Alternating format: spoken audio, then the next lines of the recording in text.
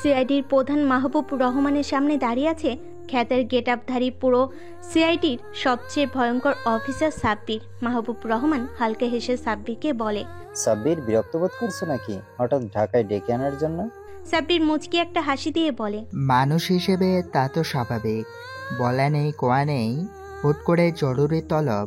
তা স্যার বলুন, হঠাৎ এত দ্রুত তলবের কারণটা কি? তোমাকে কি আলাদাভাবে বলতে হবে নাকি আগেই জেনে গেছো? না স্যার, ছুটিতে ছিলাম, তাই তেমন একটা জানি না। আপনি বলুন, হঠাৎ এত জরুরি তলব কেন? মাহবুবুর রহমান আরো কিঞ্চিত পরিমাণ হেসে বলে, মনে হচ্ছে আমাদের অফিসারের মুড ভালো নেই, তাই আগেই মুড ভালো করি, তারপর না হয় কাজের কথা। আশিক, যাও আমাদের বেস্ট অ্যান্ড ক্রিটিক্যাল মাইন্ডের এনকাউন্টার অফিসার সাব্বিরের জন্য একটা কোল্ড ড্রিঙ্কস নিয়ে এসো। সাব্বির পাশেই দাঁড়িয়ে থাকা ওর জুনিয়র আশিক চলে যায় কোল্ড ড্রিঙ্কস আনতে। এমন সময় মাহবুবুর রহমান সাব্বিরকে ফিসফিস করে বলে, সাব্বির, আশিকের উপর নজর রেখো। ইদানিং গোয়েন্দা অফিসারের কাছ থেকে জানতে পেরেছি আশিক আমাদের খবর লিক করেছে কোনো এক পার্টিকে, তাই সাবধান। আর হ্যাঁ, তোমাকে চলে যেতে হবে বগুড়ায়। হঠাৎ বগুড়ায় কেন? বগুড়ায় কিছুদিন আগে ইসলামী ব্যাংকের একটা শাখা হ্যাক করেছে হ্যাকার দল, আর সেখানে ইদানিং প্রচুর খুন হতে শুরু করেছে। কে বা কারা খুন করছে তোমার দায়িত্ব হলো তাদের খুঁজে বের করা। আর খুশির খবর হলো এই মিশনটা কমপ্লিট করতে পারলেই তোমাকে প্রমোশন দেওয়া হবে, সাথে 2 মাসের ছুটি, বিয়েটাও সেরে নিতে পারবে তারপর। সাব্বির একটা হাসি দেয় মাহবুব রহমানের দিকে তাকিয়ে। তারপর, আমার অস্ত্রগুলো তো জমা দিয়ে গিয়েছিলাম, সেগুলো কি এখনো আছে? ওটার চেয়েও আরো ভালো অস্ত্র তোমাকে দিব সাব্বির, যেটা এর আগে বাংলাদেশ সেনাবাহিনীর লোক ছাড়া লোক চোখেও দেখেনি। বাহ, তা সেগুলোর নাম কি? M4 পিস্তল, যেটা লম্বায় 6 ইঞ্চি, একবার ট্রিগারে চাপলে 10 রাউন্ড ফায়ার করা যাবে। আর সাথে বোনাস হিসেবে তোমাকে দেওয়া হবে নৌবাহিনীর সবচেয়ে ভয়ঙ্কর অস্ত্র লেজার বিম। চেনো তো লেজার বিম? এটা চিনব না স্যার, তা কি হয়?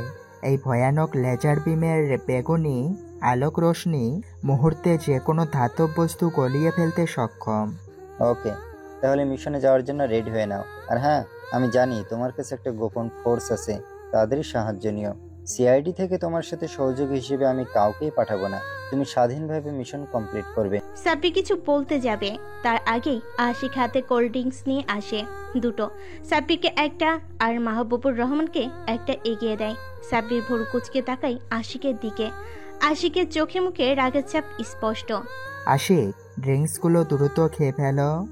আশিক সাব্বিরের কথা শুনে কিছুটা অবাক হয়ে তাকায় সাব্বিরের দিকে। তারপর কাপা কাপা গলায় বলে, না না স্যার, আমি কেন খাবো? আমি তো আপনাদের জন্য এনেছি, প্লিজ স্যার আপনারাই খান। আশিক, তোমার সিনিয়র অফিসার তোমাকে যেটা বলবে তুমি সেটা করতে বাধ্য। ফার্স্ট খেয়ে ফেলো কোল্ড ড্রিঙ্কস।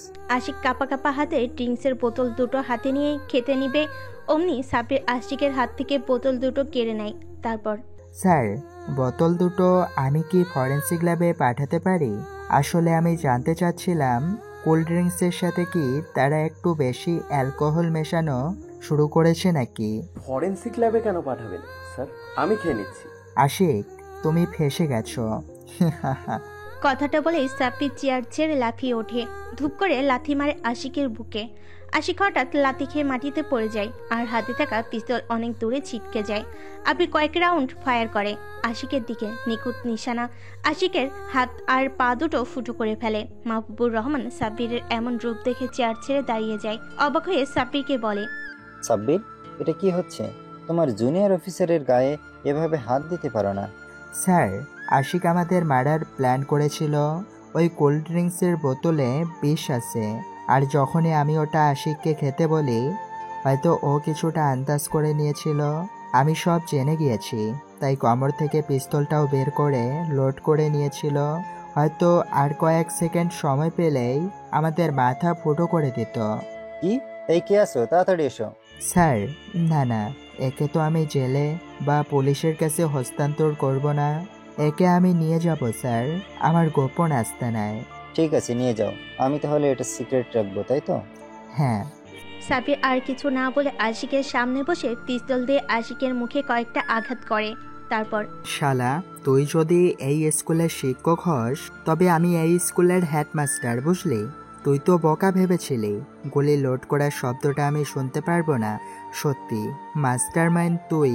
গুলি লোড করার সময় ইচ্ছে করেই কাচের বোতল জোরে শব্দ বকরেছিলি। এখন চল, তোর শরীরের চামড়াগুলো আমি গরুর মতো ছিলাবো। স্যার, আসছি। সাব্বির কথাটা বলে আশিককে একটা বিশাল কাঠের বাক্সে সম্পূর্ণ উলঙ্গভাবে তুলে নিয়ে চলে আসে। সাব্বির চলে যেতে মাহবুবুর রহমান একটা শান্তির নিঃশ্বাস ফেলে, কারণ সাব্বিরের রাগী আগুন ঝরানো চোখ দেখে মাহবুবুর রহমান খুবই ভয় পান। আর একটু আগেই ওর কাণ্ড দেখে আরো ভয় পেয়ে যান তিনি। সাব্বির আশিককে নিয়ে বেরিয়ে আসতেই একটা হেলিকপ্টারে সাব্বিরের সামনে ল্যান্ড করে। সাব্বির হেলিকপ্টারে উঠে বসে আর আশিক এর বক্সটা ঝুলিয়ে দেয় হেলিকপ্টারের সাথে। সাব্বির হেলিকপ্টারে বসে তাকায় পাইলটের দিকে। পাইলট মুচকি হাসছে। Louis, good job. তুমি আমাকে না বললে তো আমি খেয়েই নিতাম কোল্ড ড্রিঙ্কস। বস, এসবের কামাল তো আপনার নিজেরই খুব দক্ষতার সাথে একটা স্পাইডুন বানিয়েছেন। শোনো, আমাদের বগুড়াতে যেতে হবে। নিউ মিশনে স্টিভেনকে চলে আসতে বলো। ওকে বস।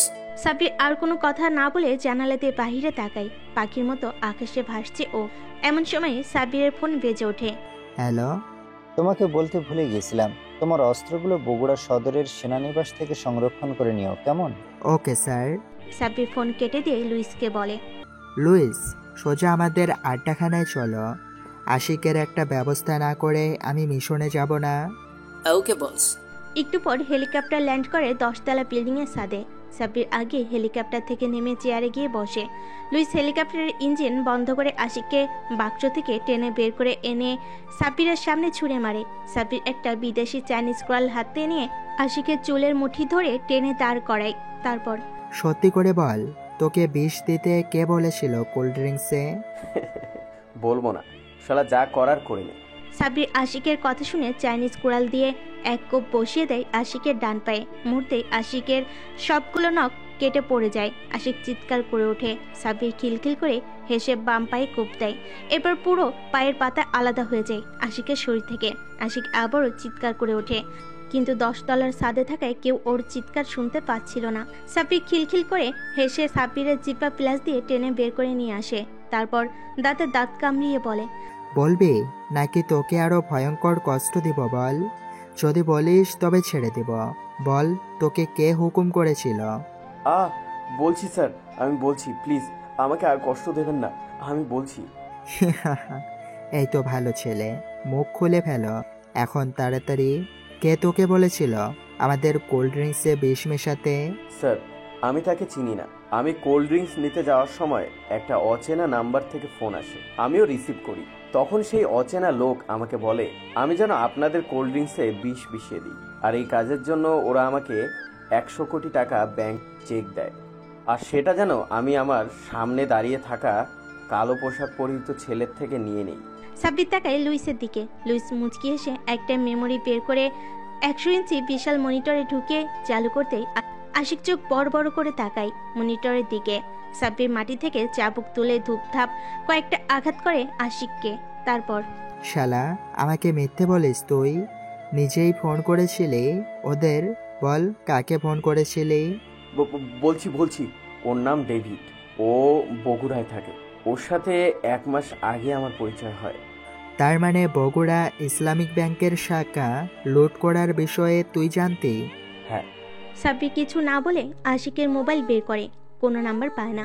আশিক সাব্বিরের দিকে তাকিয়ে খিলখিল করে হেসে বলে, কি খুঁজছিস নাম্বার? ফোনে তো সিমই নেই রে, এই যে দেখ আমার মুখের মাঝে সিম।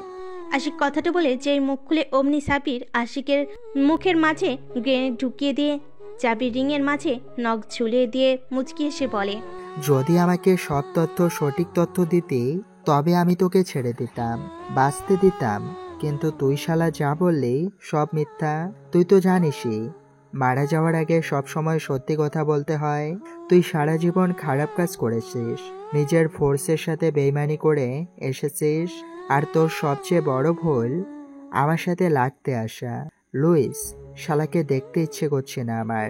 রিংয়ের সাথে একটা দড়ি বেঁধে হেলিকপ্টারের সাথে একে ঝুলিয়ে দাও। সাব্বিরের হুকুম মতো গ্রেনেডের চাবি রিং এর সাথে একটা চিকন দড়ি বেঁধে নিয়ে আশিককে উল্টো করে হেলিকপ্টারের সাথে ঝুলিয়ে দেয়। তারপর কস্টেপ দিয়ে আশিকের মুখ খুব ভালোভাবে আটকে দেয়, যেন আশিক গ্রেনেড মুখ থেকে বের করে দিতে না পারে। সাব্বির হেলিকপ্টারে উঠতে যাবে, অমনি একটা অপরিচিত হেলিকপ্টার এসে ল্যান্ড করে সাব্বিরের সামনে। সাব্বির হেলিকপ্টার থেকে নামতেই অপরিচিত হেলিকপ্টার থেকে একটা নাড়ু নিজের চোখের সানগ্লাস দূরে ছুঁড়ে মেরে নিজে এসে জড়িয়ে ধরে সাব্বিরকে। সাব্বির মুচকি এসে ছেলেটার মাথায় হাত বুলিয়ে দিয়ে বলে, বাহ, এত দ্রুত চলে আসলে যে স্টিফেন, আর একটু হলেই তো আমরা চলে যেতাম। আর বলবেন না বস, এয়ারপোর্টে অনেক ঝামেলা হয়েছিল। যাই হোক, চলুন বস, যাওয়া যাক। সাব্বির স্টিফেনকে নিয়ে হেলিকপ্টার উঠে পড়ে। লুইস হেলিকপ্টার নিয়ে সোজা চলে আসে বঙ্গোপসাগরের মাঝখানে। সাব্বির ডেভিলদের মতো হেসে গ্রেনেডের দড়ি ধরে টান দেয়, আর লুইস একটা সুইচে চাপ দিতে আশিক সাগরের দিকে পড়ে যেতে থাকে। সাগর থেকে 2 মিটার উপরে আসতেই বিকট শব্দে ব্লাস্ট হয়ে যায় গ্রেনেড। মুহূর্তেই টুকরো টুকরো হয়ে যায় আশিকের দেহ, যেগুলো সমুদ্র পড়তে মাছের একটা বিশাল ঝাঁক এসে খাদ্য হিসেবে গ্রহণ করতে থাকে। লুইস হেলিকপ্টার নিয়ে চলে আসে সোজা বগুড়া সদর সেনানিবাসে। সাব্বিরকে নামতে দেখে ছুটে আসে সেনানিবাসের জেনারেল সাব্বিরের বন্ধু রুমান। সাব্বির হেলিকপ্টার থেকে নামতেই জেনারেল রুমান জড়িয়ে ধরে সাব্বিরকে। তারপর, দোস্ত, তবে আসলি বগুড়ায়? হ্যাঁ, এলাম ঘুরতে। তা আমার জিনিসগুলো আমাকে বুঝিয়ে দেয়। হ্যাঁ, এগুলো আমি আমার রুমে রেখেছি, চল তোকে বুঝিয়ে দিই। সাব্বির জেনারেল রুমানের সাথে তার কেবিনে যায়। রুমান সাব্বিরের সেই অস্ত্রগুলো হ্যান্ড ওভার করতে গিয়ে সাব্বিরকে বলে, দোস্ত, সাবধানে ব্যবহার করবি। এই লেজার বিম খুব ভয়ানক কিন্তু। আর হ্যাঁ, এই লেজারের বেগুনি রোশনি খুব ক্ষতিকর। চোখে সানগ্লাস পরে এটা ব্যবহার করবি। ঠিক আছে, শোন, হেলিকপ্টারটা রেখে গেলাম। এটা কিন্তু সরকারি না, আমার নিজস্ব অর্থায়নে কেনা একটা, দেখে রাখিস। জেনারেল রুমান মুচকি একটা হাসি দেয়। তারপর, তোর জন্য সরকার গাড়ির ব্যবস্থা করেছে, বাইরে গিয়ে দেখ, তোর জন্য দাঁড়িয়ে আছে ব্ল্যাক কালারের হোন্ডা সিবিআর 2022 মডেলের একটা গাড়ি। এনজয়। আসছি। সাব্বির বেরিয়ে আসে রুমানের কেবিন থেকে। এসে দেখে সত্যি একটা গাড়ি রাখা। সাব্বির ড্রাইভিং সিটে বসে সাথে লুইস স্টিফেনে বসে পড়ে। গাড়ির কাঁটা 100 ছুঁই ছুঁই। সিরাজগঞ্জ হাইওয়েতে তীরের বেগে ছুটে চলছে সাব্বির। ঠিক তখনই পরপর কয়েকটা পচা ডিম এসে আশ্রয় পড়ে সামনের গ্লাসে। সাব্বির বুঝতে পারে ডাকাত আক্রমণ করেছে। সাব্বির দ্রুত গাড়ির ড্রাইভিং সিটে লুইসকে বসিয়ে দিয়ে গাড়ির পিছন দিক দিয়ে বের হয়ে অপেক্ষা করতে থাকে। একটু পরেই জঙ্গলের মাছ থেকে বেরিয়ে আসে কয়েকটা ডাকাত, সবার হাতেই দেশীয় অস্ত্র। সাব্বির M4 পিস্তল বের করতে গিয়ে থেমে যায়। মুচকি হেসে মনে মনে বলে, এসব ছোটখাটো ডাকাতদের মারতে কামান বের করার কোনো মানেই হয় না। সাব্বির লেজার বিম বের করে গাড়ির পেছন থেকে বের হয়ে ডাকাতদের দিকে তাকিয়ে মুচকি হাসি দিতেই ডাকাতটা সাব্বিরের দিকে তেড়ে আসতে যাবে। অমনি সাব্বির লেজার বিমের ট্রিগারের চাপ দিয়ে এক টান মারে। মুহূর্তেই 2 টুকরো হয়ে যায় ডাকাত দলের সদস্যরা, সাথে লাশ পড়ার দুর্গন্ধ। সাব্বির আবারও গাড়িতে উঠে বসে। লুইস অনেক আগেই গ্লাস পরিষ্কার করে ফেলেছে। আবারও চলতে শুরু করে সাব্বির। ভোর হয়ে এসেছে। সাব্বির পৌঁছে যায় বগুড়ার প্রাণকেন্দ্র সাতমাথায়। সাব্বির গাড়ি থেকে নেমে লুইসকে বলে, গাড়িটা রেখে তোমরা চলে যাও, আমি এখানে কিছু কাজ করব। ও আমার চলে যাওয়া মানে বুঝতেছো?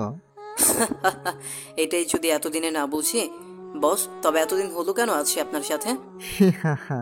তাহলে এসো। লুইস আর স্টিফেন অন্ধকারের মাঝে যায়। সাব্বির একটা টঙের দোকানে গিয়ে বসে। তারপর, মামা 1 কাপ দিও তো, মালাই চা। একটু অপেক্ষা করেন মামা, এক্ষুনি দিচ্ছি। সাব্বির বসে বসে চেয়ে থাকে। 7 মিনিটের ভিতরে চা দিয়ে চাওলা মামা সাব্বিরের সামনে চায়ের কাপ এগিয়ে নিয়ে বলে, মামা এই নিন আপনার মালাই চা।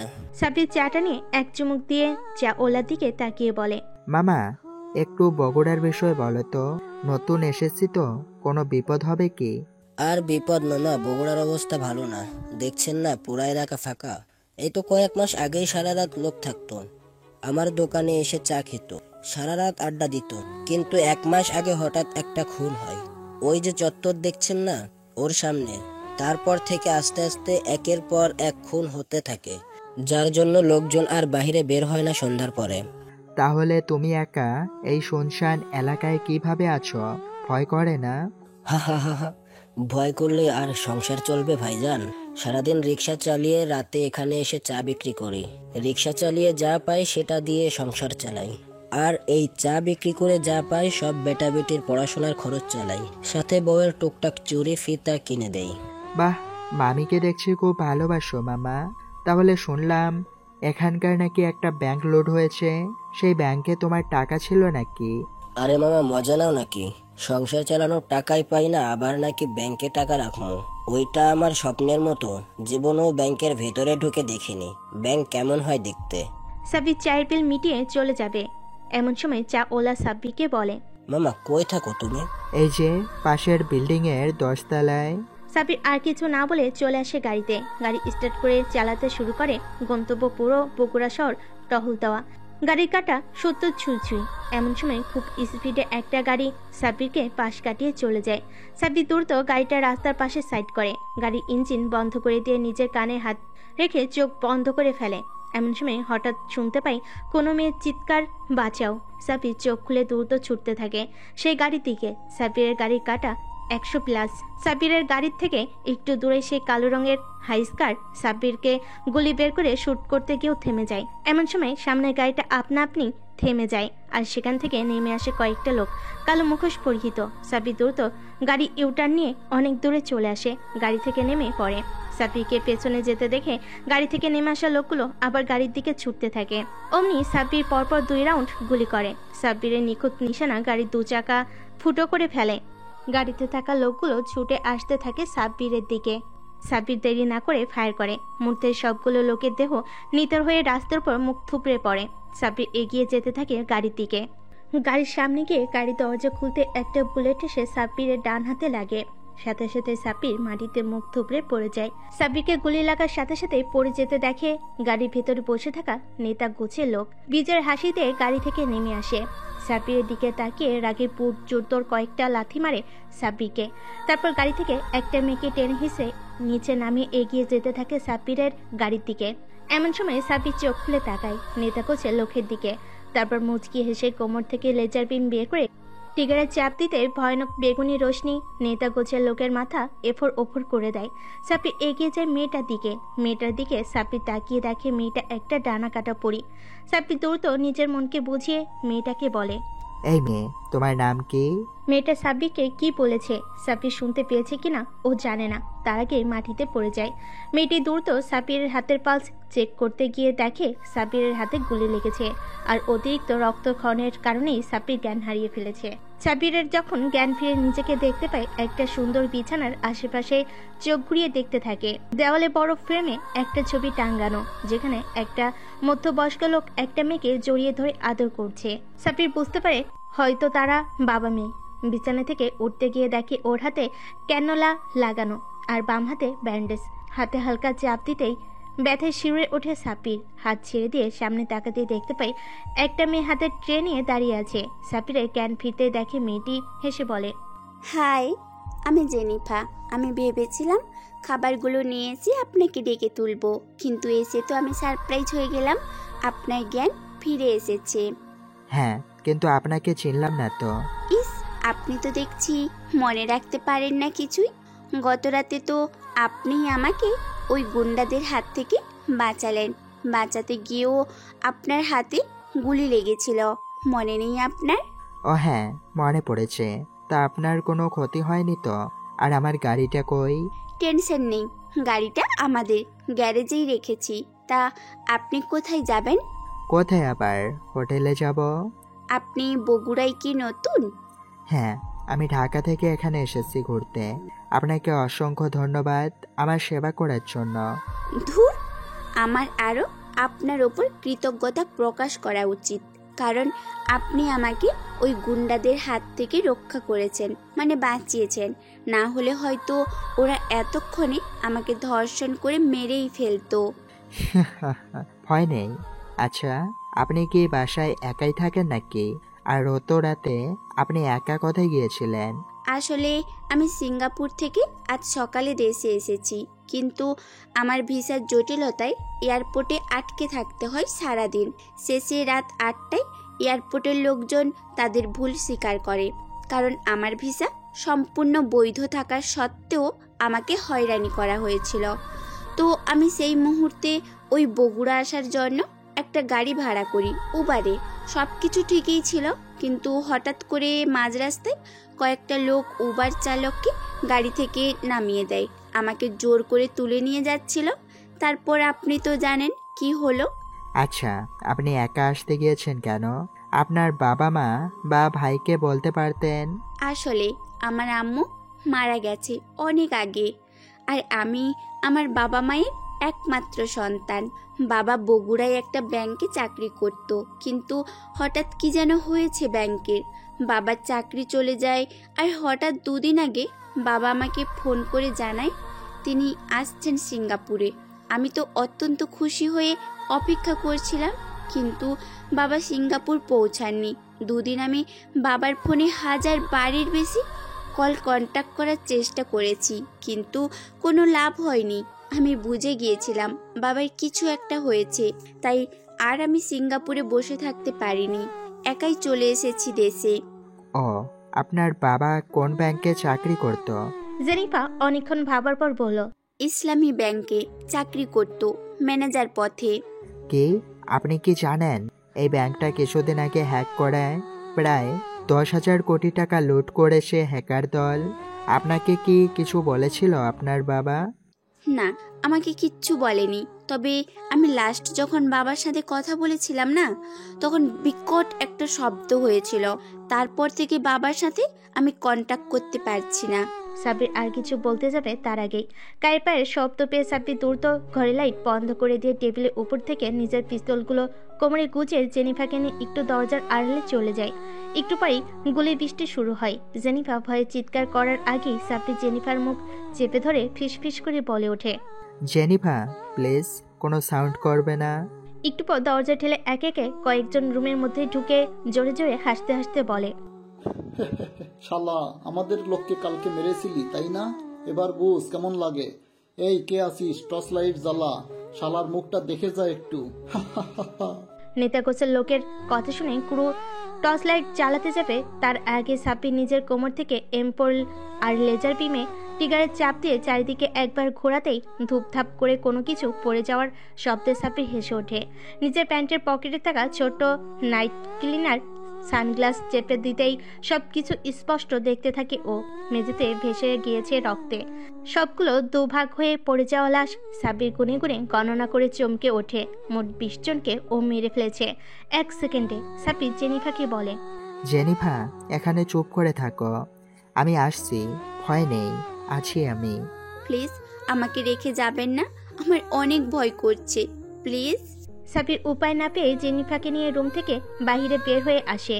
পুরো বাড়ি তন্ন তন্ন করে খুঁজে, আর একজনও কুরুকে কেউ দেখতে না পেয়ে সাব্বির জেনিফাকে নিয়ে চলে আসে সোজা গ্যারেজে।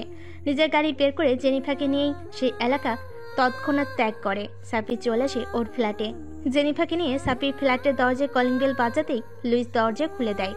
সাব্বির জেনিফাকে নিয়ে ভিতরে চলে যায়। জেনিফা কিছুটা ভয় পেয়ে যায়, কারণ ও একা একটা মেয়ে অচেনা লোকের সাথে তার ফ্ল্যাটে চলে এসেছে। কিন্তু জেনিফার ভয়টা তখনই চলে যায় যখন সাব্বির বলে, জেনিফা, আসলে এই বাসায় লাশের স্তূপ আর রক্তের গন্ধে তুমি থাকতে পারবে না, তাই এখানে নিয়ে এসেছি। ভয় নেই, লুইস আর স্টিফেন আমার ভাইয়ের মতো, ওরা চলে যাবে একটু পরই। তুমি তোমার পছন্দ মতো একটা রুমে চলে যাও। জেনিফা সাব্বিরের দিকে তাকিয়ে মুচকি হাসি দিয়ে চলে যায় একটা রুমে। সাব্বির তাকায় স্টিফেনের দিকে, তারপর, স্টিফেন যাও, পুরো বাসা ভালো করে সার্চ করবে, সবগুলো লাশের পকেট চেক করবে, তারপর লাশগুলোকে বস্তায় ভরে নদীতে ফেলে দিয়ে আসবে। ওকে বস। স্টিফেন চলে যায়। সাব্বির লুইসকে বলে, লুইস, তুমি স্টিফেনের পেছনে থাকবে, মানে ফলো করবে স্টিফেনকে। কেউ ফলো করে নাকি সেটা দেখবে। আমার মনে হচ্ছে সেদিন রাতে গাড়িতে এমন কেউ ছিল যে আমাদের ফলো করেছিল। ওকে বস। লুইসও চলে যেতেই মাহবুবুর রহমানকে ফোন দেয় সাব্বির। সাব্বির, হঠাৎ ফোন দিলে যে কোনো দরকার? জি স্যার, আমি পুরো ক্যাশের মধ্যে ঢুকে গিয়েছি। একদম বিশাল বড় এক গোলকধাঁধা আমাকে ঘিরে ধরেছে। সেই জন্যই তো তোমাকে দিয়েছি এই কাজ। শোনো, মাথা ঠান্ডা করে কাজ করবে। আর হ্যাঁ, আশিককে কি করলে? ওর পরিবারের লোকজন তো বারবার অফিসে আসছে তাদের ছেলের খোঁজ নিতে। বলে দিবেন তাদের ছেলে শহীদ হয়ে গিয়েছে, আর শহীদ সমাধি লাভ করেই গভীর বঙ্গোপসাগরের মাঝে। মাহবুবুর রহমান ফোন কেটে দেয়। এদিকে, বস, আমাদের 20 জন স্ক্রু একটু আগে শহীদ হয়ে গেছে। সাব্বিরের কথা শুনে চেয়ার থেকে লাফিয়ে ওঠে নিস্কন। রাগে ছুটে যায় ওর ডান হাত হাবিবের দিকে, তারপর, হাবিব, তুমি এটা আমাকে কি শোনালে? আমার এত বড় ক্ষতি করলো সামান্য একটা ছেলে। তুমি জানো আমার লোকের দিকে একটা পুলিশও চোখ তুলে তাকাতে পারে না। কিন্তু বস, ওই শালা তো আমাদের লোকদের একদম টুকরো টুকরো করে ফেলেছে। হ্যাঁ, সে টুকরো টুকরো করে ফেলেছে, আর তুমি সেটা আমাকে গর্ভের সাথে এসে শোনাচ্ছ। খোঁজ নাও ওই কুত্তার বাচ্চাকে, সালাকে এর জন্য পস্তাতে হবে। হ্যাঁ, অনেক পস্তাতে হবে। বস, আমার মনে হচ্ছে ইসলামী ব্যাংকের ম্যানেজার রহিম সাহেব বলতে পারবে এই ছেলেকে, কারণ এই শালার বাসাতেই আমাদের লোক খুন হয়েছে। আর আগের রাতে হাইওয়েতে রহিমের মেয়েকে কিডন্যাপ করে নিয়ে আসার সময় সেই একইভাবে আমাদের 10 জন স্ক্রু শহীদ হয়েছে। হাবিব, সত্যি বলছি, তুমি আমার সামনে থেকে চলে যাও, নয়তো আমি তোমাকে খুন করে ফেলবো। উপর থেকে চাপ আসছে, তারা জানতে চাচ্ছে কি করে এই খুনগুলো হলো। বসকে আমি কি জবাব দেব বলো? আজকের মধ্যে তুমি ওই ছোকরার খোঁজ নিয়ে আসতে না পারলে, সত্যি বললাম, তোর নিরচ্ছেদ অবধারিত। হাবিব কিছুটা ভয় পেয়ে যায়। দ্রুত বের হয়ে আসে নিস্কনে এর রুম থেকে। এমন সময় নিস্কনের ফোনে একটা কল আসে। নিক্সন, তোমার খোঁজে কে গিয়েছে সেটা আমি জানি। বস, তাহলে আমাকে বলুন, সালাকে আমি এক্ষুনি খুন করে আসবো। নিক্সন, সবাইকে এক ভেবা না। এ হলো একদম ঘাটারা স্বভাবের ছেলে, কখন কোন দিকে ঘুরে যায় ও ছাড়া কেউ জানে না। তোমাকে আমি কিছু বলবো না, এমনকি চাপও দিব না, শুধু বলবো সাবধানে থাকো। আর ওকে না খুঁজে আবারও শুরু করে দাও ব্যাংক লুট করা। যত তাড়াতাড়ি সম্ভব আমাদের বাংলাদেশের সব ব্যাংক লুট করে পালিয়ে যেতে হবে। কিন্তু তাই বলে বস, এই ছোকরাকে এমনি এমনি ছেড়ে দিব? নিক্সন, মাথা গরম করলে হয়? গ্যাংস্টার জীবনে এমন অনেক কিছুই দেখতে হয়। অন্যকে তো শুধু মারলেই হবে না, কখনো কখনো নিজেকেও খেতে হবে। বাংলাদেশের সবচেয়ে বড় ব্যাংক হলো ইসলামী ব্যাংক। এই ব্যাংকে প্রতি মাসে সিঙ্গাপুর থেকে প্রতি মাসে লাখ লাখ ডলার আসে ইউটিউবার আর ফ্রিল্যান্সারদের অ্যাকাউন্টে। রহিমের বাচ্চাকে তো জীবিত রেখেছো, ওই তো ইসলামী ব্যাংকের ম্যানেজার শালাকে ধরো। অত্যাচার করে ওই সব জানে কিভাবে ওদের ব্যাংক থেকে বাংলাদেশ ব্যাংকের হাজার হাজার কোটি টাকা ট্রান্সফার করা যায়। বস, আমি শুনেছি বর্তমান আমাদের হ্যাকার গ্রুপ আমেরিকায় অবস্থান করছে, তাদের ডিমান্ড দিন দিন বৃদ্ধি পাচ্ছে।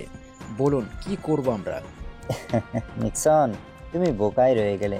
দাবি মেনে নাও আর বড় বড় ব্যাংক লুট করতে থাকো। সবশেষে সবগুলো হ্যাকারের বাচ্চার মুখ উন্মোচন করিয়ে দেওয়া সময়ের ব্যাপার মাত্র। আজ রাখছি, অনেক কাজ বাকি। সেই অচেনা লোক ফোন কেটে দেয়। নিস্কন নিজের চেয়ারে বসে শয়তানি হাসি দিয়ে বলে, সালা আমাকে চামচা ভাবিস তুই? তো চিনিস না আমি দুমুখ সাপ, যখন যেই দিক থেকে খেতে পারবো তখন সেই দিকেই খাবো। যদি আমাকে ওই ছোকরা মারতে আসে তবে আমি সালাকে কোনোভাবে নিজের দলে ভিড়িয়ে তোকে ফিনিশ করে দেব। তারপর সুযোগ বুঝে সালাকেও মেরে দিয়ে পুরো টাকা নিজেই ভোগ করবো। এদিকে সে অচেনা লোক ফোন কেটে দিয়ে নিক্সনের মতোই হাসতে থাকে। কি করে সে সম্পূর্ণ টাকা ভোগ করবে? এদিকে হাবিব তন্ন তন্ন করে খুঁজতে থাকে সেই ছোকরা যে ওদের এতগুলো লোককে মেরে দিয়েছে। হাবিব প্রথমে লোকজন নিয়ে যেতে থাকে রহিমের বাসার, কারণ ওখানেই ওর লোকের শেষ লোকেশন ছিল। এদিকে লুইস দূর থেকে অচেনা কোনো গ্যাংকে দেখে দ্রুত ফোন দেয় স্টিফেনকে। তারপর স্টিফেন, গাড়ি রহিম সাহেবের বাসার সামনে না দাঁড় করিয়ে সোজা চলে গিয়ে আবার পেছন থেকে আসবে। লুকিং গ্লাসে দেখো 5টা অচেনা গাড়ি, যে কোনোভাবে এদের মধ্য থেকে একটাকে আমাদের জীবিত ধরতে হবে আর বসের সামনে হাজির করাতেই হবে। ওকে।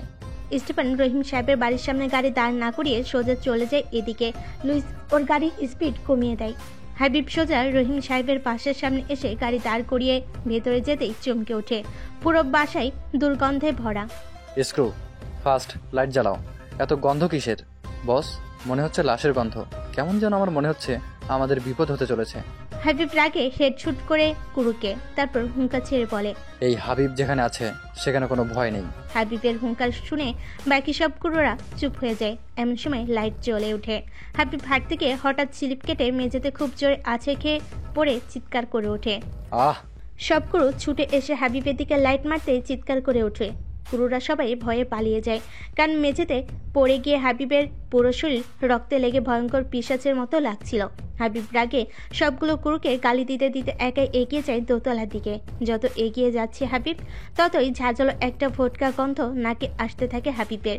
দোতলার প্রথম রুমে গিয়ে লাইট জ্বালাতেই হাবিব চিৎকার করে ওঠে, কারণ পুরো রুম জুড়ে দুভাগ হওয়া পোড়া লাশ সবার নাড়িপুড়ি বের হয়ে গিয়েছে। যেগুলো ভয়ঙ্কর বন্য শিয়াল এসে চিবিয়ে খাচ্ছে। ঘৃণায় আর গন্ধে বমি করতে করতে ছুটে আসতে থাকে নিচে। বাসা থেকে বের হতেই কোনো কিছুর সাথে ওস্টা খেয়ে হাবিব মুখ থুবড়ে পড়ে যায়। কোনো রকমে উঠে সামনে তাকাতেই ভয়ে কাঁপতে কাঁপতে জ্ঞান হারিয়ে ফেলে, কারণ ওর সামনে 10টা লাশ পড়ে। এদিকে লুইস আর স্টিফেন হাসতে হাসতে বেরিয়ে আসে আড়াল থেকে। তারপর এই হলো গ্যাংস্টার, শালা ভীতু, সামান্য লাশ দেখে এই অবস্থা। চল যাওয়া যাক, আমাদের টার্গেট তো পূর্ণ হয়ে গেছে। একজনকে জীবিত দরকার ছিল আমাদের, শালাকেই পেয়ে গেছি। হ্যাঁ চল। হাবিবের জ্ঞান ফিরতে নিজেকে বাধা অবস্থায় দেখতে পেয়ে ভয়ে শিউরে ওঠে।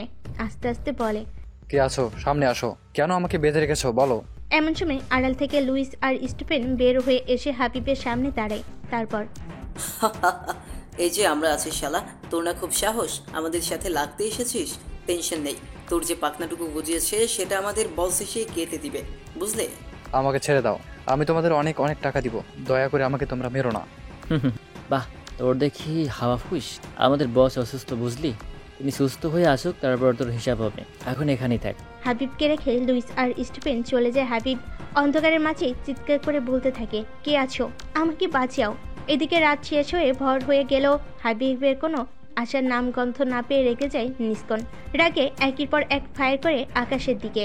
তারপর হাতে চাবুক নিয়ে চলে আসে ভূগর্ভের রুমে, যেখানে রক্তাক্ত অবস্থায় পড়েছিল একটা মধ্যবয়স্ক লোক। নিষ্কণ সোজা সেই লোকের সামনে গিয়ে বলে, কি রে বুড়ো, সত্যি করে বল, তোর সাথে কে কে আছে? কিরে গুন্ডা, তোর মাথা কি গিয়েছে? আমার সাথে আবার কে থাকবে শুনি?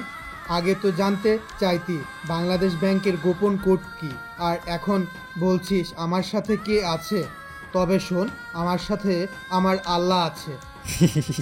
তোকে আমি চাইলেই এক্ষুনি টুকরো টুকরো করে ফেলতে পারি রে, তবে করছি না। কেন জানিস? আগে তোর ওই লোককে আমি খুঁজে বের করব, তারপর তোর সামনে সালাকে কুপিয়ে মারবো।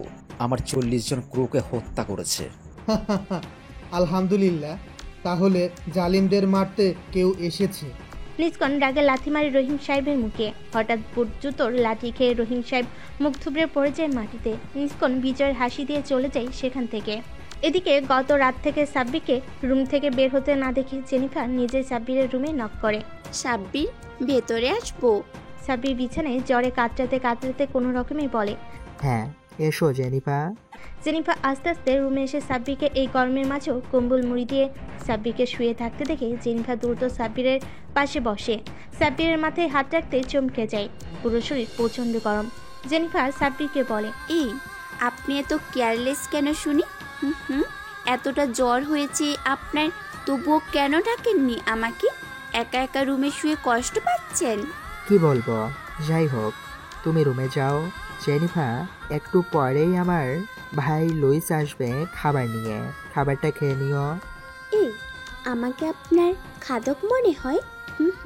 আপনার এই অসুস্থতার মাঝেও বলছেন আমি খাবো? সাব্বির কিছু বলতে যাবে, তার আগে জেনিফা সাব্বিরের মুখ চেপে ধরে। তারপর, চুপ, জাস্ট চুপ। আপনি আর একটা কথাও বলবেন না। উঠুন দেখি একটু, শরীরটা মুছে দিতে হবে। আরে না না, তুমি যাও। জেনিফা, লুইস এলে ওই করে দেবে। জেনিফার রাগী চোখে তাকায় সাব্বিরের দিকে, তারপর কড়া গলায় বলে, আর একটা কথা বললে না ঠাস করে একটা থাপ্পড় দিব বললাম। আমি ডাক্তার, আর আপনি কিনা আমার চেয়ে বেশি বোঝেন, তাই না? আপনার না হলেও 104 ডিগ্রির বেশি জ্বর। এখন আপনার শরীর মুছে না দিলে আপনি মারা যেতে পারেন। সাব্বির কিছু বলতে যাবে, তার আগেই জেনিফার সময় নষ্ট না করে উঠে চলে যায় বাথরুমে।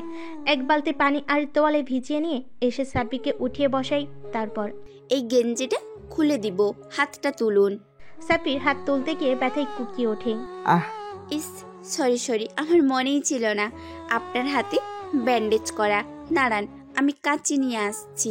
জেনিফা এক দৌড়ে কেচি নিয়ে এসে কুচ করে পুরো গেঞ্জি কেটে ফেলে। সাব্বির লজ্জায় পুরো লাল হয়ে গেছে। জেনিফা সাব্বিরের অবস্থা দেখে বলে, সাব্বির, লজ্জার কিছুই নেই।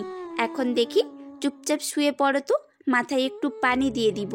সাব্বির বাধ্য ছেলের মতো মাথা খাটের কোনায় রেখে শুয়ে পড়ে, আর জেনিফা সাব্বিরের মাথায় পানি ঢালতে থাকে। এমন সময় দরজায় কলিং বেল বাজেই জেনিফা উঠে গিয়ে দরজা খুলে দিতেই দেখে লুইস এসেছে। লুইস জেনিফার দিকে তাকিয়ে মুচকি এসে বলে, আপু, এই নিন খাবার আছে এখানে, ভাইকে বলবেন আর কিছু লাগলে যেন আমাদের বলে। লুইস কথাটা বলে চলে যেতে নিবে, অমনি জেনিফার লুইসকে বলে, এই তোমরা লুইস, তুমি আর তোমার ছোট ভাই কোথায় থাকছো? আর সকালে খাবার খেয়েছো? জি আপু, খেয়েছে। আর আমরা সামনের বাসায় থাকি। আচ্ছা আপু, ভাইকে খাবারটা খাওয়ান, আমরা ভুলে গেছি। এই যে আপু ঔষধ, এটাও নিন।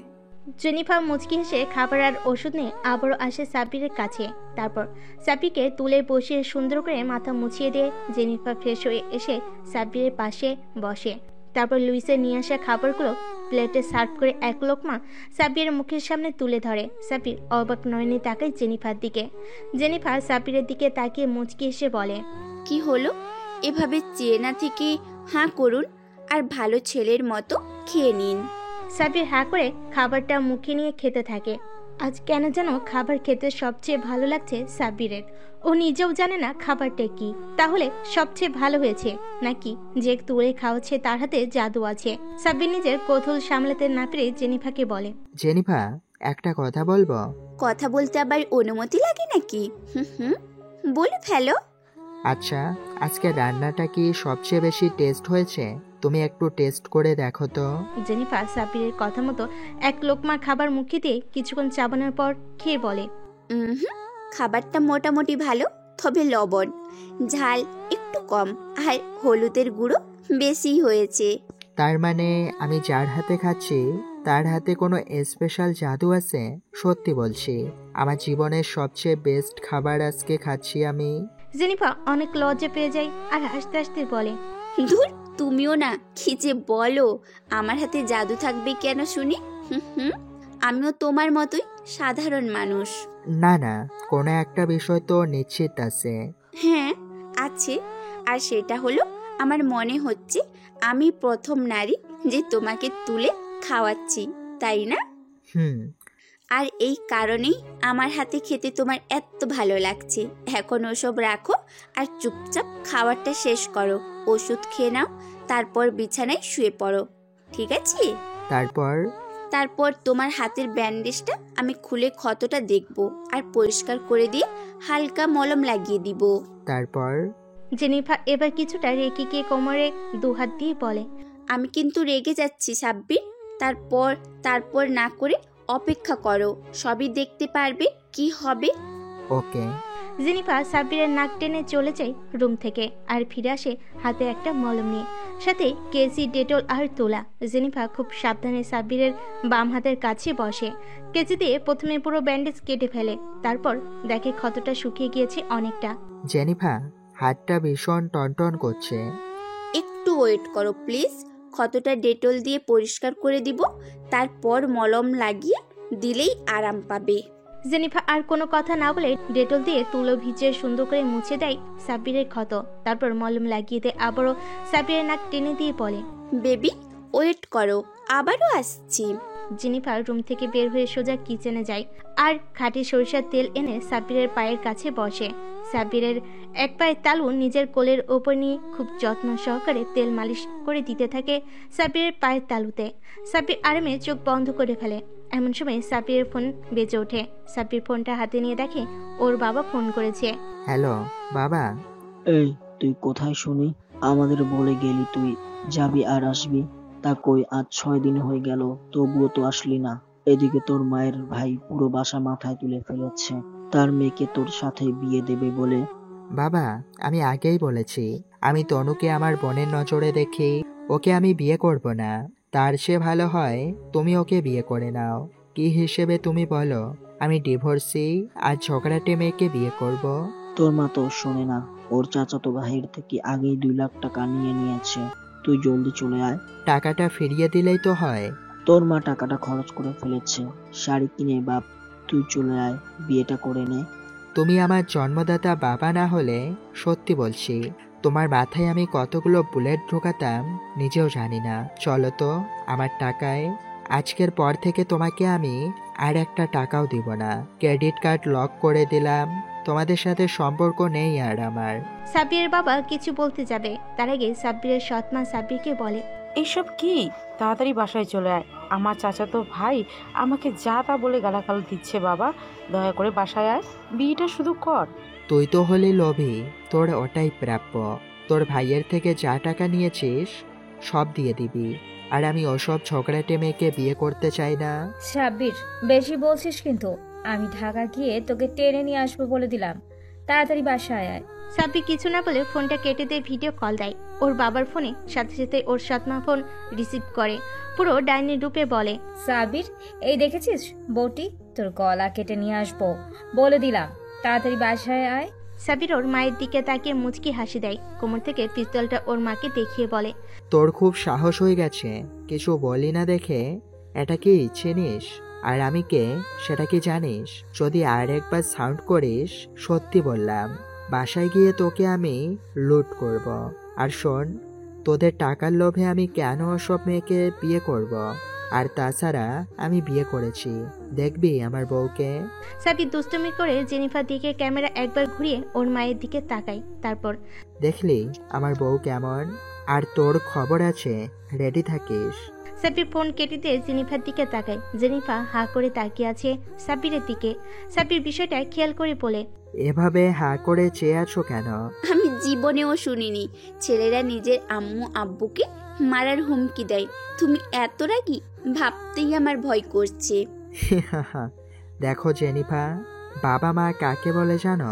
তাদেরকেই বাবা মা বলে, যারা সবসময় নিজের ছেলে মেয়েকে আগলে রাখে, সুশিক্ষা দেয়, ভরণ পোষণ করে। কিন্তু আমার বাবা আমার এইসবের একটাও করেনি। জন্মের 5 বছর পর আম্মু মারা যায়, তারপর বাবা সৎমা নিয়ে আসে, যে কিনা সব সময় আমাকে বিক্রি করে টাকার বিনিময়। সে যাই হোক, সরি। সরি কেন? ওই যে একটু আগেই আমার সৎমাকে তোমার ছবি দেখিয়ে বলেছি তুমি আমার বউ, তাই। জেনিফা কিছুটা লজ্জা পেয়ে আবার তেল মালিশ করতে থাকে আর আনমনে বলে, হলে সমস্যা কি জনাব? বাবা যে মিসিং সেটা আমি ভুলে যাই তোমার সাথে থাকলে। সাব্বির জেনিফার দিকে তাকিয়ে বলে, জেনিফা অনেক হয়েছে, এবার রুমে যাও। চুপ করে ঘুমাও, জ্বর এখনো অনেক আছে। সম্পূর্ণ সুস্থ না হওয়া পর্যন্ত আমি এখান থেকে যাব না, বুঝতে পেরেছো? এদিকে লুইস চলে আসে সাদে। লুইসকে সাদে আসতে দেখে স্টিফেন এগিয়ে এসে বলে, বসের শরীর কেমন? ভাবি জানে রে, তবে মনে হয় বস এখন পুরোপুরি সুস্থ হয়ে গিয়েছে। কি বলিস ভাবি? বস কবে বিয়ে করছে? দূর, তুই বুঝিস না কেন? ওই যে জেনিফার নামের মেয়েটাকে নিয়ে আসলো না বস, সেই তো আমাদের ফিউচার ভাবি। চুপ কর, ওইসব বলিস না, আগে কোনো কিছু বলা উচিত নয়। কিছু বলতে যাবে তার আগে হাবিব চিৎকার করে ওঠে, কে আছো? পানি দাও একটু, আমার অনেক পিপাসা পেয়েছে, অনেক। লুইস এগিয়ে গিয়ে লাথি মারে হাবিবের মুখে, তারপর, শালা, এখন তো কেবল পিপাসা, বস না আসা পর্যন্ত তোর কোদো খাবার নেই। খাবার দিব এক শর্তে, বল তোদের বস কি কে, কোথায় পাবো, কি কোথায় থাকে, দেখতে কেমন? আমি জানি না। স্টিফেন হাবিবের বুকে লাথি মেরে বলে, জানিস রে, তুই সবই জানিস, কিন্তু বলবি না। সে যাই হোক, রেডি হয়ে নে, বস আসলে তোর কি অবস্থা করবে ভাবতেও পারবি না, বুঝলি? এই লুইস, চল রে যাই। স্টিফেন আর লুইস চলে আসে এদিকে। জেনিফা মুগ্ধ দৃষ্টিতে তাকিয়ে সাব্বিরের দিকে। এমন সময় সাব্বির চোখ খুলে তাকায় জেনিফার দিকে। জেনিফা, মায়া বাড়িও না, মায়া কাটাতে থেকো, তোমার জন্যই ভালো হবে। তুমি চেনো না আমি কে, আমার বাবা মাকে, কি আমার পরিচয়। দেখো, আমি তো ওই সবকে ভালোবাসিনি, আমি ভালোবেসেছি তোমাকে। প্লিজ না করবে না, বিয়ে করবে আমায়। এখন বলছো বিয়ের কথা, কিন্তু যখন জানবে আমার আসল পরিচয়, তখন আর ওই কথা মুখে দুবার নিবে না। এবার কিন্তু আমার খুব রাগ হচ্ছে সাব্বির। বলেছি তো আমি তোমার ব্যাকগ্রাউন্ডকে দেখে ভালোবাসিনি আমি তোমাকে, আমি ভালোবেসেছি তোমাকে, আর আমি এতটুকুই জানি। থাক, পাগলামি করতে হবে না। এই শোনো, রাতে আমাকে নিয়ে যাবে বগুড়া সাতমাথায়। ওখানকার চটপটি আর ফুচকা এত ভালো যে কি বলবো।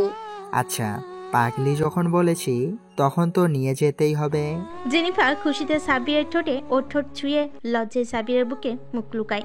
বিকেলে সাব্বির আর জেনিফা হেঁটে চলেছে ফুটপাত দিয়ে। এমন সময় কয়েকটা বখাটে এসে দাঁড়ায় সাব্বিরের সামনে। তারপর পকেট থেকে চাকু বের করে সাব্বিরের দিকে উঁচিয়ে ধরে বলে, এই, তোর কাছে যা যা আছে বের করে দে, নয়তো শালা দেখেছিস চাকু একদম তোর পেটে ঢুকিয়ে দিব। জেনিফা, চোখটা বন্ধ করে তো জান একটু।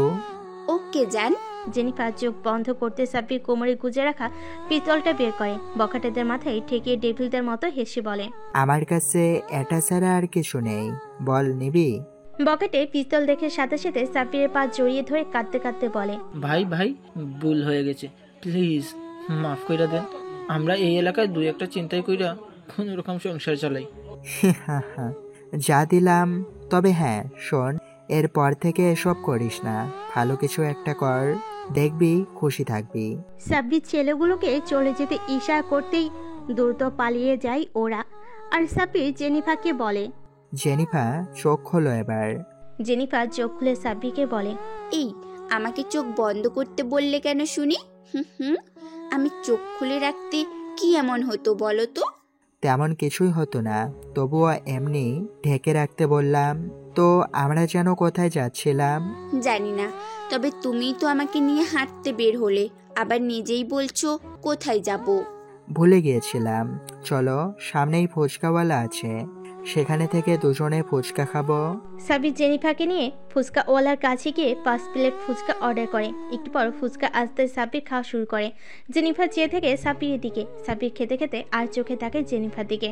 জেনি চেয়ে আছে ওর দিকে, তাই কিছুটা লজ্জা পেয়ে সাব্বির খাওয়া বাদ দিয়ে জেনিফাকে বলে, কি হলো জেনিফা, এভাবে চেয়ে আছো কেন? ফুচকা খাও। আমি কি খাবো? আমি তো তোমার খাওয়া দেখেই অবাক। হাঁ হাঁ করে এভাবে তুমি ফুচকা খাবে কল্পনাও করিনি আমি। আসলে ফুচকা খেতে অনেক অনেক ভালো লাগে, বলতে পারো আমার ফেভারিট। সে যাই হোক, তুমি খাচ্ছ না কেন?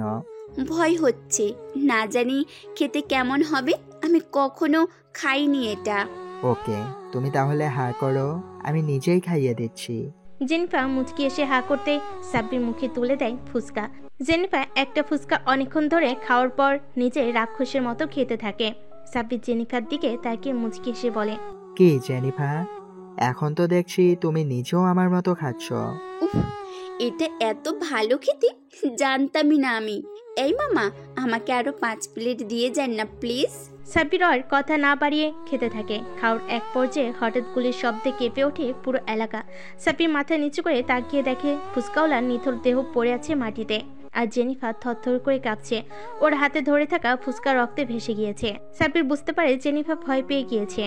এমন সময় আরেক গুলির শব্দ। সাব্বির দ্রুত জেনিফাকে নিয়ে মাটিতে শুয়ে পড়ে। তারপর, জেনিফা তুমি এখানে ওয়েট করো, আমি শালাগুলোকে শুয়ে আসছি।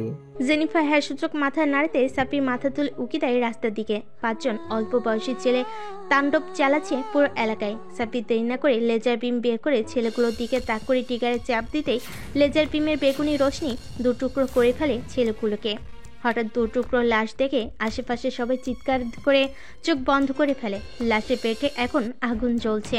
সাব্বির এগিয়ে যায় একটা ছেলের দিকে, কারণ ও তখনও জীবিত ছিল, কিন্তু পা দুটো আলাদা হয়ে যাওয়ায় পালাতে পারেনি। সাব্বির ছেলেটা চুলের মুঠি টেনে ধরে নিয়ে আসে আড়ালে। তারপর ছেলেটার মুখের মাঝে লেজার বিম ঢুকিয়ে দিয়ে বলে, বল শালা, তোরা কে, আর এখানে গুলি চালাচ্ছিস কেন? কখনোই বলবো না শালা, কিছুই করতে পারবি না আমার। তাই তোর পা কিভাবে কেটে গেল কিছু জানিস? তোর মুখে যে পিস্তলটা ঢুকিয়ে রেখেছি না, এটা দিয়ে চুপচাপ বল, নয়তো তোর গলাটাও এভাবে দুভাগ করে দিব রে শালা। ছেলেটা এবার কিছু ভয় পেয়ে যায় আর বলে, আমরা নতুন গ্যাং চালু করেছি এলাকায়, নিজের দাপট আর প্রভাব ফেলানোর জন্য এসেছি, কারণ আমরা চাঁদা তুলতে হবে না এলাকা থেকে। কাজ করে খেতে পারিস না, এই ফুচকাওয়ালাকে মেরে প্রভার বিস্তার করবি? আরে শালা, মারলে মারতি নেতা মন্ত্রীকে, ওদের মারার সাথে ওদের বাসা থেকে হাজার হাজার কোটি টাকা পেয়ে যেতি, তা তো পারিস না। আর পারবিও বা কি করে? তোদের তো নেতা মন্ত্রীরাই চালায়। চল বল, তোদের কে পাঠিয়েছে এখানে? এমপি হারুন পাঠিয়েছে। চল, এবার তোকেও মরতে হবে, কারণ ফুচকাওয়ালা কেমন অনুভব করেছে গুলি খেয়ে, সেটা তো তোকেই অনুভব করতে হবে, তাই না? আমি লেজার বিম কোমরে গুজে M4 পিস্তল বের করে পরপর 2 রাউন্ড হেডশট করে দিলাম। তারপর এগিয়ে যাই জেনিফার দিকে। জেনিফার হাতে তখনও সেই রক্তমাখা ফুচকাটা ছিল। জেনিফার কপালে আলতো করে চুমু দিতেই জেনিফা শিউরে ওঠে। ভয়ে আমাকে খুব শক্ত করে জড়িয়ে ধরে আর বলে, সাব্বির জান প্লিজ আমাকে এখান থেকে নিয়ে চলো, আমি আর জীবনেও ফুচকা খাবো না। সাব্বির জেনিফাকে নিয়ে চলে আসার সময় ফুচকার দোকান থেকে এক ব্যাগ ফুচকা আর চটপটি তুলে নিয়ে চলে আসে বাসায়। চটপটি ফুচকাগুলো রেখে জেনিফাকে নিয়ে চলে যায় বাথরুমে। তারপর, জেনিফা গোসল করে নাও নাকি আমি করিয়ে দেব? ইচ্ছে হলে করিয়ে দিতে পারো, আমার কোনো আপত্তি নেই। আজ হোক কাল হোক তোমারই সব। সাব্বির আলতো করে জেনিফার ঠোঁট ছুঁয়ে দিয়ে বলে, আমি জানি তুমি আমার, তবে এখনো হওনি, তাই তুমি গোসল করে এসো, আমার ক্ষুধা পেয়েছে অনেক। আমিও গোসল করতে গেলাম। সাব্বির আর কোনো কথা না বলে চলে আসে সেখান থেকে নিজের বাথরুমে আর গোসল করে। সাব্বির বের হতেই দেখে লুইস আর স্টিফেন ফুচকা বানিয়ে খাচ্ছে। সাব্বির মুচকি এসে তাদের সাথে বসে নিজেও খেতে থাকে। এমন সময় জেনিফা গোসল করে রেডি হয়ে এসে সাব্বিরের পাশে বসতেই লুইস আর স্টিফেন চলে যেতে নিবে। অমনি জেনিফা বলে, আরে আরে ভাইয়ারা কোথাও যাও, বসো খাও। সাব্বিরের দিকে করুণ চোখে তাকাই লুইস আর স্টিফেন। সাব্বির ওদের ইশা করে বসে খেতে বলে। সাব্বিরের হুকুম পেয়ে ওরা আবার বসে খেতে থাকে, কিন্তু ভুলেও জেনিফার দিকে চোখ তুলে তাকায় না। সাব্বির, এটা চুরি করা হয়ে গেল না? ওই গরিব লোকটার কি হবে এখন? সে তো বিনা কারণে মারা গেল। তার পরিবারের লোকগুলো কি খাবে, কিভাবে চলবে? আর লোকটার লাশও দাফন করা হয়নি। তুমি প্লিজ লোকটার খোঁজ নাও আর লাশটা দাফন করার ব্যবস্থা করো। আরে পাগলি, তোমার বলার আগেই করে ফেলেছি আমি। এই লুইস তার পরিবারে আছে, তাকে রেখে এসেছোতে? জি ভাই, লোকটা তেমন গরিব ছিল না, মধ্যবিত্ত ছিল। কারণ ফুচকা বিক্রি করে অনেক টাকা রোজগার করত। আমরা তার পরিবারের হাতে এই ফুচকাগুলোর জন্য 1 লাখ টাকা বুঝিয়ে দিয়েছে। সাব্বির জেনিফার দিকে তাকিয়ে বলে, কি পাগলি, দেখলে তো আমি মালিককে বলে না আনলেও তার পরিবারের লোককে বলেছি, আর দামটাও দিয়েছি। ভালো করেছো। তা এখন কি ফুচকাই খাবে নাকি ভাতও খাবে? ভাত তো নেই, রেস্টুরেন্টগুলো ভালো না, তুমি কিছু একটা করো। জেনিফা সাব্বিরের মাথায় একটা গাঁটটা মেরে চলে যায় কিচেনে। সাব্বির তাকায় লুইসের দিকে। তারপর, লুইস আর স্টিফেন এমপি হারুনকে চেনো? জি বস, চিনব না কেন? ওই লোক ছিল ছেলেগুলো। এমপি হারুন নতুন করে গ্যাংস্টার দুনিয়ায় এসেছে আর এই নিক্সনের সাথে কাজ করত, কিন্তু বর্তমানে ও নিক্সনের সাথে সবকিছু ছিন্ন করে একাই কাজ করছে। বস, শুনেছি নিক্সন তো খুব রেগে আছে এমপি হারুনের উপর। এটাই তো সুযোগ স্টিফেন, দেখি ফোন দাও শালাকে, একটু আগুনের উপর ঘি ঢেলে দেই। স্টিফেন ফোন দেয় নিক্সনকে। এদিকে নিক্সন রাগে ফুঁসতে শুরু করেছে, কারণ এতদিনের চামচা হারুনের সাথে বেইমানি করে নতুন গ্যাং তৈরি করেছে। এমন সময় ওর ফোন বেজে ওঠে। অচেনা নাম্বার থেকে। নিক্সন রিসিভ করে। হ্যালো, কে বলছিস? আমি কে সেটা তোর না জানলেও চলবে, কিন্তু আমি সত্যি মর্মাহিত রে। তোর সাথে এমপি হারুন কত বড় বিশ্বাসঘাতকতা করলো, তবুও তুই ওকে কিছুই বললি না। কি বলবো শালাকে, মন চাইছে তো খুন করে ফেলি, কিন্তু সবচেয়ে বড় একটা আপদ এসেছে। যে শালা আমার 60টা লোককে খুন করে ফেলেছে, এইদিকে হাবিবের বাচ্চাও নিখোঁজ। তার মানে তোর কোনো পাওয়ারই নেই, তুই পঙ্গু শালা। নিজেই নেমে আয় আন্ডারগ্রাউন্ডে, আর হিংস্রতার সাথে তার শত্রুদের মেরে নিশ্চিন করে দে এই দুনিয়া থেকে। আর হাবিব তো তোর সাথেও বেইমানি করেছে, ও এমপি হারুনের সাথে হাত মিলিয়েছে। ঠিক বলেছিস তুই, আমি আসছি। হারুনের বাচ্চা রেডি থাকিস। আর হাবিব, শালা তোকে এমন ভাবে মারবো যে তুই ভাবতেও পারবি না। সাব্বির ফোন কেটে দিয়ে স্টিফেনকে বলে, নাম্বারটা কোথায় পেলে স্টিফেন আর এই হাবিবের বাচ্চাকে? সেই দিন বস আপনি বললেন না লাশ সরিয়ে ফেলতে রহিম সাহেবের বাসা থেকে, সেদিনে হাবিবের বাচ্চাকে তুলে এনেছিলাম, কিন্তু আপনি অসুস্থ ছিলেন বলে জানাইনি। বস, এমপি হারুনের নাম্বারটা কিন্তু আমার কাছে আছে, এই নিন, ফোন দিয়েছি। এদিকে এমপি হারুন রাগে ফুঁসতে ফুঁসতে ওর সামনে থাকা চেয়ারে খুব জোরে লাথি মেরে গর্জে ওঠে, কারণ একটু আগে কষ্ট করে জোগাড় করা ছেলেগুলো খুন হয়ে গিয়েছে তার নৃশংস ভাবে। এমন সময় ওর ফোনটা বেজে ওঠে হাবিবের নাম্বার থেকে। বল হাবিব, কি বলবি? এমপি হারুন, খুব কষ্ট হচ্ছে নিজের লোকগুলোকে মারা যাওয়ার জন্য, তবে সব আমি জানি কে খুন করেছে। বল বল, কে মেরেছে ওদের? নিক্সন নিজের মেরেছে, তার উপর শত্রুতা আছে।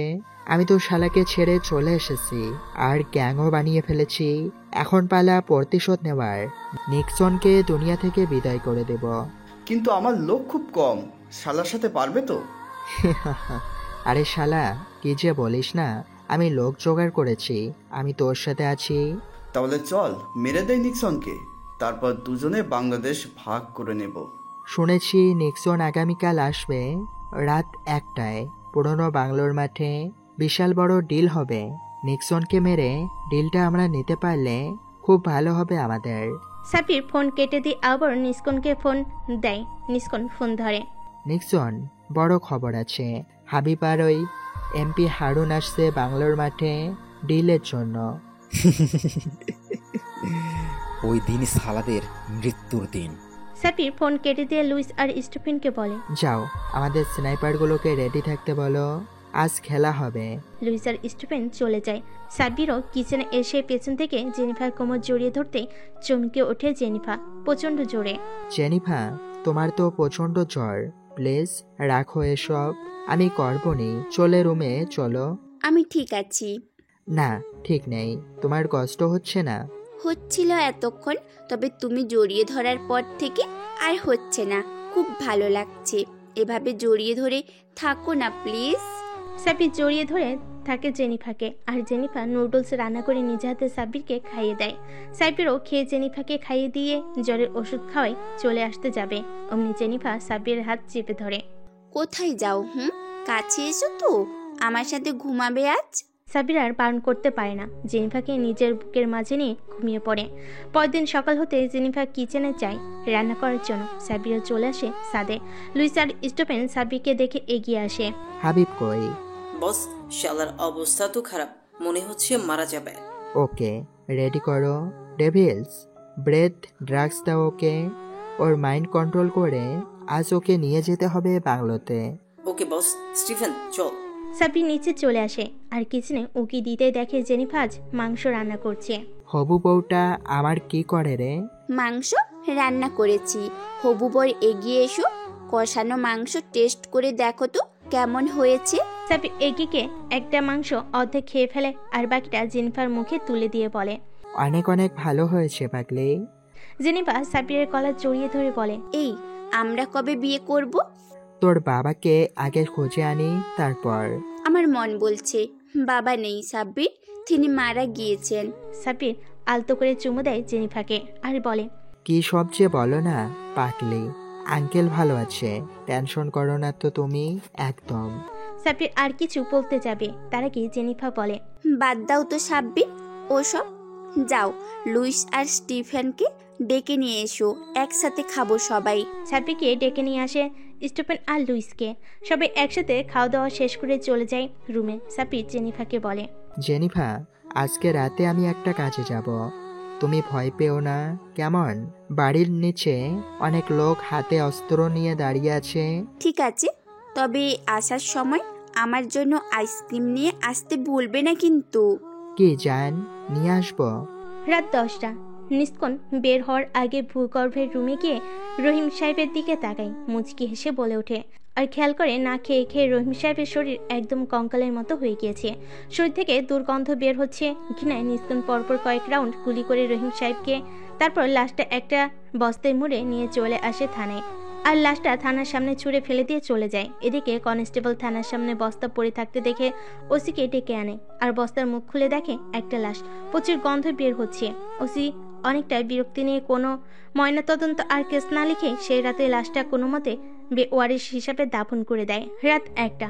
10 একর জায়গার উপর গড়ে ওঠা বিশাল বাংলোর মাঠে দাঁড়িয়ে আছে নিস্কন, আর ওর পেছনে দাঁড়িয়ে আছে 40 জন লোক। নিস্কন মুচকি এসে সামনের দিকে তাকায়। 5টা গাড়ি ছুটে আসছে ওদের দিকে। নিস্কনের থেকে 10 মিটার দূরে গাড়িগুলো এসে থামে, আর গাড়ি থেকে নেমে আসে এমপি হারুন, সাথে নেমে আসে ওর চামচা 15টা। নিস্কন হাসতে হাসতে এমপি হারুনকে বলে, কি রে শালা, আমাকে মারতে মাত্র এই 15 জনকে নিয়ে এসেছিস? শালা একটু অপেক্ষা কর, হাবিবকে আসতে দে, তারপর দেখবো কার লোক কত বেশি। আরে শালা, তুই কি ভুলে গেছিস হাবিবের বাচ্চা আমার চামচা ছিল? ও লোক পাবে কোথায়? তোকে আর হাবিবের বাচ্চা বেঈমানকে এমন মৃত্যু দেব যে বাকিটা বলার আগেই দূর থেকে ছুটে আসে একটা গাড়ি। গাড়িটা এমপি হারুন আর নিস্কনের মাঝে এসে থামে। আর গাড়ি থেকে হাবিবকে নামতে দেখে এমপি হারুন বিজয়ে হাসি দিল। হাবিবকে একা নামতে দেখে এমপি হারুন রেগে গিয়ে বলে, এই শালা হাবিব, তুই একা কেন এসেছিস? তোর সাথে লোক কই? হাবিব কোনো কথা না বলে কোমর থেকে পিস্তল বের করে নিজের মাথায় ঠেকিয়ে টিগারে চাপ দিতে বুলেট ফুটো করে হাবিবের মাথা।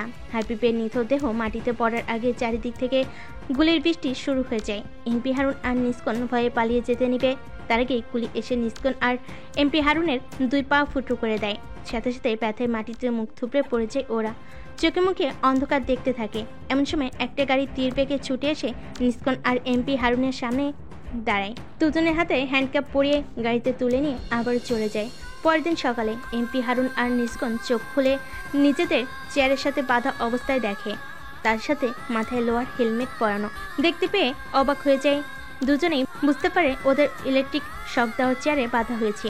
এমন সময় 3 জন এগিয়ে আসতে থাকে ওদের দিকে। হ্যাঁ, সাব্বির, লুইস আর স্টিফেন। সাব্বির মুচকি এসে নিস্কন আর এমপি হারুনের সামনে বসে পড়ে। কিরে, চিনতে পেরেছিস আমায়? কে তুই? আমি হাবিব রূপী সাব্বির। তুই কি জানিস তোর লোকগুলোকে কে মেরেছে? আমি জানি সে কে। বল, কে মেরেছে আমার লোককে? শালাকে আমি খুন করব। আরে শালা, আমি খুন করেছি রে। আর নিক্সন, আমাকে কি চিনিস? আমি সেই গত রাতের অচেনা লোক। আর এটা কিন্তু জানিস, আমি তোর 60 জন লোককে নৃশংসভাবে খুন করেছি। কি তোর কথাই? তবে আমাকে বলছিল বস। হয়তো এখন বল তোর বসকে। আমাকে মেরে ফেললেও আমি বলবো না। তারপর মুচকি এসে লুইসকে ইশারা করতে এমপি হারুনের চেয়ারে সবুজ সুইচে চাপ দিতেই 2000 ভোল্টের বিদ্যুতের শক খেয়ে এমপি হারুন 3 মিনিটের মাঝে মারা যায়। আর পোড়া গন্ধ বের হতে থাকে এমপি হারুনের দেহ থেকে। নিস্কন এমপি হারুনের এমন মৃত্যু দেখে ভয় পেয়ে যায় আর বলে, আমি বলছি আমার বস আর কেউ না, আর্মির পরিচালক মাহবুবুর রহমান। কে? এই মাহবুবুর রহমান? তার মানে এই মাহবুবুর রহমানই ব্যাংক লুট করেছে? হ্যাঁ। এই ব্যাংক লুট করার টাকা কার কাছে আছে? আমার কাছে আছে। তাহলে শোন, ফোন বের করে মাহবুবুর বাচ্চাকে বল তুই আমাকে ধরে ফেলেছিস আর আমাকে বেঁধে রেখেছিস। আর হ্যাঁ, চালাকি করবি তো? না, আমি কোনো চালাকি করব না। সাব্বির নিস্কন এর ফোন বের করার সাথে সাথে নিস্কনের ফোনে কল আসে বস নামে কারোর। সাব্বির ফোনটা নিস্কনের হাতে দেয়। Hello boss. নিক্সন, তোমাকে আমি যে টাকাটা পাঠিয়ে দিতে বলেছিলাম এখনো দিলে না কেন? বস, গত রাতে সালা সেই ছোকরাকে আমি ধরে ফেলেছি। ওর কত বড় সাহস আমাদের আড্ডাখানা এসেছিল। সালাকে এখন বস আমি ফেলে রেখেছি অন্ধকার রুমে। কি? তুমি শালাকে বেঁধে রেখেছো? বেঁধে রাখো, আমি আসছি। শালা আমার ছেলে আশিককে নৃশংসভাবে খুন করেছে, আজ তার প্রতিশোধ নিব। মাহবুব রহমান ফোন কেটে দিয়ে শিওর হওয়ার জন্য সাব্বিরকে ফোন দেয়। কয়েকবার ফোন দেওয়ার পর সাব্বির রিসিভ করে। Hello sir. তুমি কই সাব্বির? স্যার, আমি শত্রুর হাতে ধরা পড়ে গিয়েছি। আমাকে ওরা বেঁধে ফেলে রেখেছে অন্ধকার রুমে। হয়তো একটু পরেই আমাকে মেরে ফেলবে ওরা। স্যার, আমাকে মাফ করবেন, আমি মিশনটা কমপ্লিট করতে পারলাম না। তুমি ফোন ধরছো কি করে তবে? স্যার, আমার হাতে ওয়াজ ফোন আছে, সেটাতেই কথা বলছি। স্যার, ওরা এসে গেছে, রাখছি। সাব্বির ফোন কেটে দেয়। 1 ঘন্টা পর সাব্বিরকে বেঁধে রাখা হয়েছে ইলেকট্রিক চেয়ারে। আর সাব্বিরের মাথায় পিস্তল ঠেকিয়ে দাঁড়িয়ে আছে নিস্কন। একটু পরে একটা হেলিকপ্টার ল্যান্ড করে ওর সামনে। আর হেলিকপ্টার থেকে নেমে আসে মাহবুবুর রহমান। সাব্বির মাহবুবুর রহমানকে দেখে এমন ভাব করে যেন সে অনেক অবাক হয়ে গেছে তাকে দেখে। মাহবুবুর রহমান সাব্বিরের সামনে এসে বলে, কি রে শালা, অবাক হয়ে গেলি? হ্যাঁ স্যার, আপনি এখানে কেন? তো কাকে আশা করেছিলি শালা?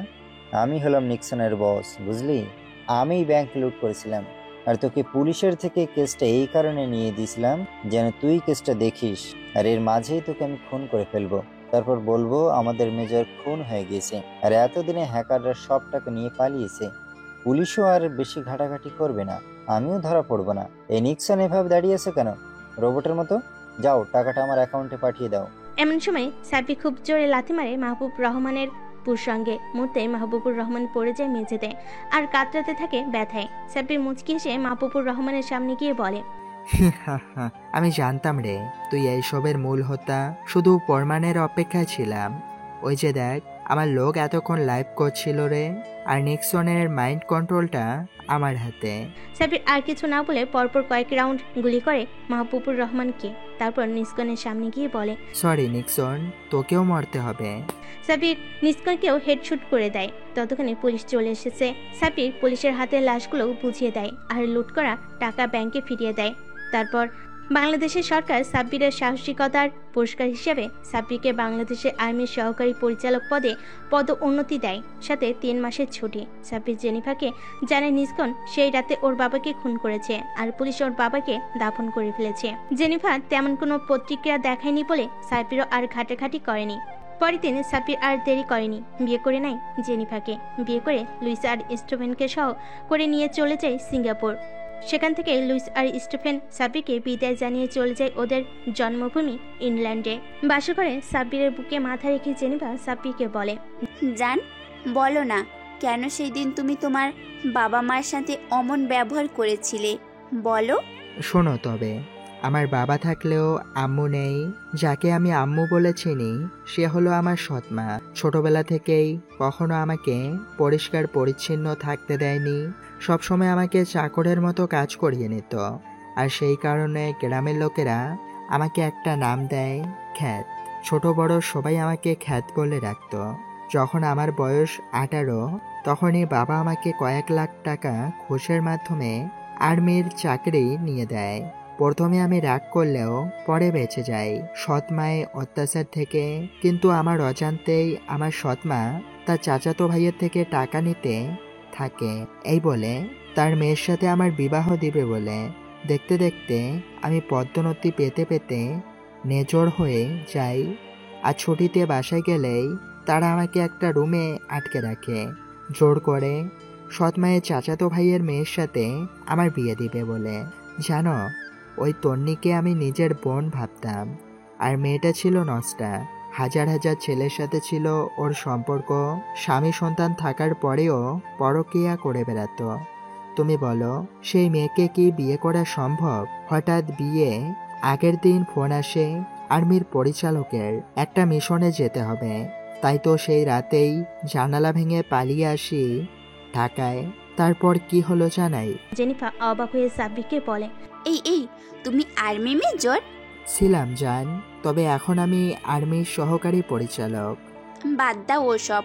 এই শোনো না, আমি এখনো কুমারী। ইস, এটা তো ভারী লজ্জার বিষয়। বিয়ে হওয়ার পরেও আমার বউ বলছে সে কুমারী, তবে এখনই সেটা আমি হরণ করব। কচ্ছু, শুধু বকবক করেই যাচ্ছ, আদর করছো না কেন শুনি? এই যে করছি সোনা। সাব্বির আস্তে আস্তে এগিয়ে যায় জেনিফার দিকে, জেনিফাও এগিয়ে আসে সাব্বিরের দিকে। তারপর 4 ঠোঁট এক করিতে কিস করতে থাকে। হয়তো একটু পরে তারা হারিয়ে যাবে সুখের রাজ্যে, যেখানে শুরু সুখ আর সুখ, যদিও সেটা ক্ষণস্থায়ী।